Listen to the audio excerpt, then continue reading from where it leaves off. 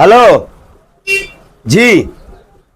अरे बाबा मां तो के चयो मुंहिंजे बजट में जेको आहे तूं वञी हुन खां खण न भला। हाणे ईअं त न आहे त मां तार बि तव्हांखे मां वटि ॾियां जेको आहे। हेलो जी। यार तव्हां मूंखे सफ़ा ज़लील कयो आहे। तोखे चयमि मोटर नड़े सूदे वञी हुन खां खण, हरू भरू मूंखे सफ़ा छा न कयो तो मां वरी हेलो जी। सोलर मां तोखे ॾिनमि, सोलर जी हाणे पोइ भॼी पई आहे, 100 रुपए थी मिले, उहा बि तव्हांखे मां चेयरमैन मटाए ॾियां।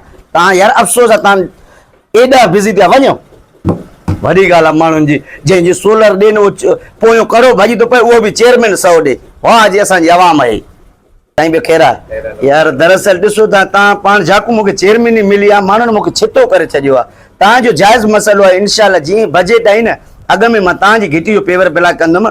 अहिड़ी ॻाल्हि न आहे, तव्हां मुंहिंजे सिर जा साईं आहियो, तव्हां मुंहिंजा वॉन्टर आहियो। हे मुंहिंजा वॉन्टर बि न आहिनि, मुंहिंजे वार्ड में बि न आहिनि, त बि मूंखे छितो कयो अथनि। छा की मूं ॼणो हिकिड़े खे सोलर ॾिनो आहे, उहो पोयों करो भॼी पियो अथसि, उहो बि चेयरमैन 100 ॾे। यार असां वटि त एतिरी दुनिया ते न आहे।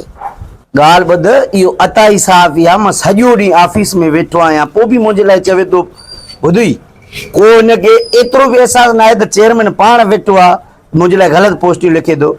यूसी चेयरमैन साहब पेरन ते अतबार बाबा ख़ैर ख़ैर क्या बात ॿियो ख़ैर आहे ख़ैर ख़ैर वे हा साईं तव्हां जीअं आयो इंशाल्लाह वेहो न न साईं मां न वेंदुसि बस अल्लाह वेहो वेहो न सही इहो सही सही सही मच्छरनि तबाह कयो मच्छरनि मुंहिंजे पुट खे ॾिस मूं त ॾाढो करे छॾियो केॾो ॾिस। अरे बाबा हाणे ॻाल्हि ॿुध, मच्छरनि खे त भला हाणे चेयरमैन हल नथो करे सघे, मच्छर हिकु ख़ुदा जी ख़लकियल मख़लूक आहे, उनखे मां छा कंदुमि। बस इन बच्चे खे ॾिसी करे मूंखे हिकिड़ो पखो वठी ॾियो, ख़ुदा जो ॾोही अथव तव्हां पाण हलो, दुकानदार मूंखे न ॾींदो। तूं वञे मां फोन कयां थो न न तव्हां पाण हलो, हेॾे पेरनि ते हथ यार, इहो तूं मूंखे तंग करे थो न। हिन रे ॾिस हा हल हल अल्लाह अल्लाह ख़ुशि कंदई। अचो अचो। ओ साईं काॾे? हे त दिलनि जो दुकान आहे, मटन जो। पका बि हिन वटि मिलंदा आहिनि, तव्हां अचो हली अचो अचो। चेयरमैन साहब छा हाल थी? ख़ैर हा यार बस छा कयूं, दरअसल छोकिरे कसम ॾिनी मूंखे यार, इन नाजाइज़ आहे।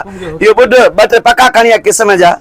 साईं हिते कीअं पखा मिलंदा साईं? साईं मिलंदा आहिनि हिते, हे ॾिस सुठा ॾेखारसि, 2 हिकिड़ा ॾेखारसि। हे पखा साईं छा कंदुसि? अरे वाह, हे पका VIP ते हेॾे ॾिस, असां पाण इहे था आणूं, मुंहिंजी टोटल फैमिली हे पको थी आणे। तूं कहिड़ो पको बाक़ी चयो? ओ छत वारो पको साईं। छत वारो सही, मुंहिंजे बजट में ई न आहे, उहो ॾे ई नथो असांखे वॾो तालके जो चेयरमैन। असां UCA चेयरमैन वटि इहे पका आया आहिनि।